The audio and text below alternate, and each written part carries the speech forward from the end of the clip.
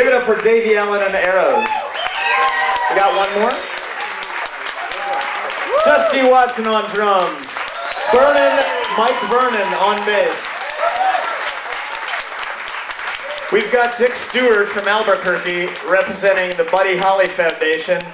Dick's also a member of the fine band The Knights and publisher of the Lance Monthly. He's here to present Davie a beautiful award. Here, come on up. Go to the center, Mike. Go to the center, Mike. This one? Better light. Keep going. Andale pues. I'm Dick Stewart, Albuquerque, New Mexico. Yeah, we have the Knights, 1961. We're legendary there. Not necessarily here, but Davie Allan was one of our mentors for sure. Anyway, I'm going to read this real quick because I don't have it memorized.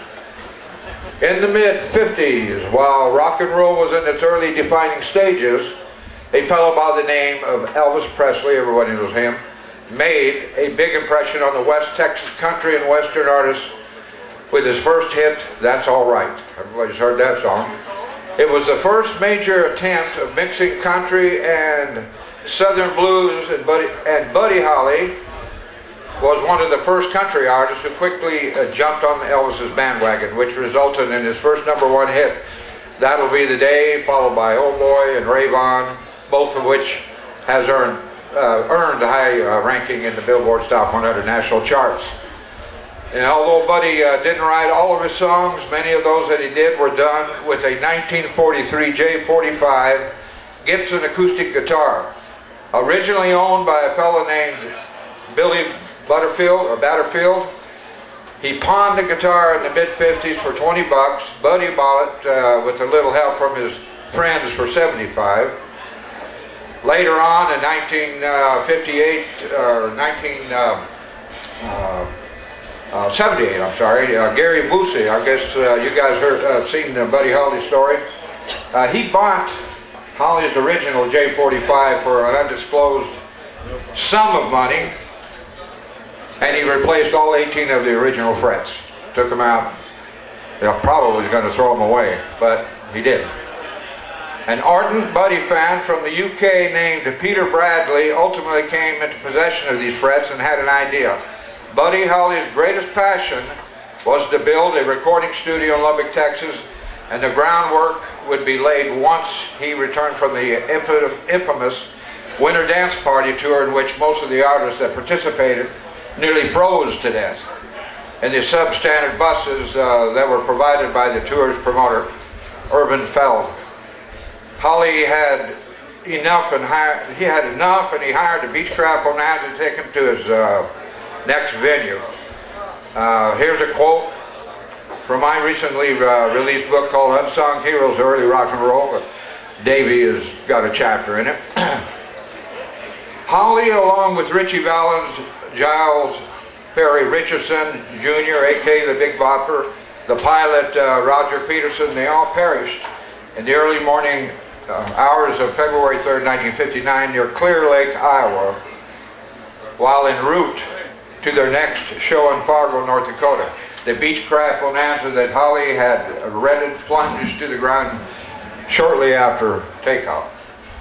So keeping in mind Buddy Holly's desire to build the studio, Peter Bradley formed the Buddy Holly Foundation and ordered 18 replicas of the 1943 J45 Gibson guitar and an original fret was put in each one of these 18 guitars. He picked various members to nominate individuals that he thought would be deserving of one of these guitars. To me, it was a no-brainer. You know, the Fuzz King here was my choice.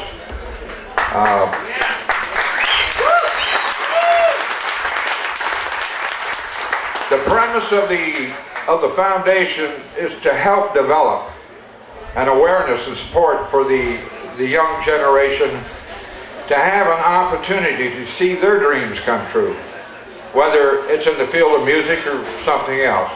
So, it is my honor to present Davie Allan of Davie Allan and the Arrows 2 plaques. One with a pic of the guitar, because we don't have it done yet. It's going to be done in probably a week and be shipped to him. I've been told. We've heard that before, right? No, it's on its way. With a pic of the guitar, and it's called Think It Over. All these guitars are named by one of Buddy Holly's songs, and his is Think It Over, one of Buddy Holly's hits. The other one states, the Buddy Holly Foundation is honored to name Davie Allan as a distinguished recipient of the 2011 Think It Over guitar.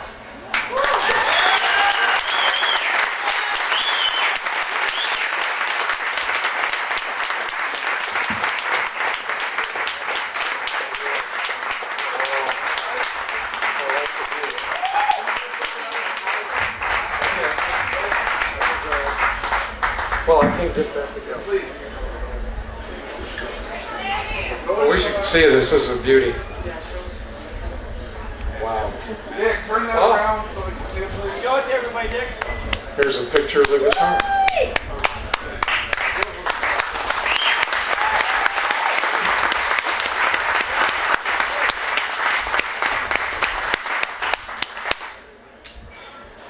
Dick had a lot to do with getting me into this. I really appreciate it.